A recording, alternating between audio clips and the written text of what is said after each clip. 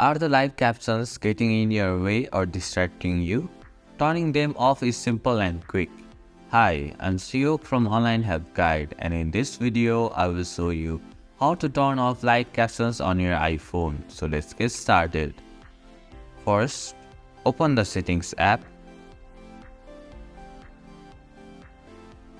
Scroll down and go to the Accessibility settings.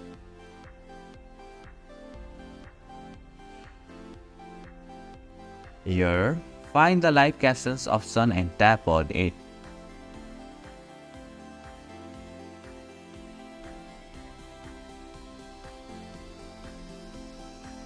Finally, tap on the toggle switch right next to the live captions option and turn it off. And this is how you can turn off live captions on iPhone. Thank you for watching Online Help Guide. Hope this video was helpful. If it was, then hit the like button and comment down if you have any questions or feedback. Also, if you are new to our channel, please subscribe and hit the bell icon so that you don't miss our upcoming videos.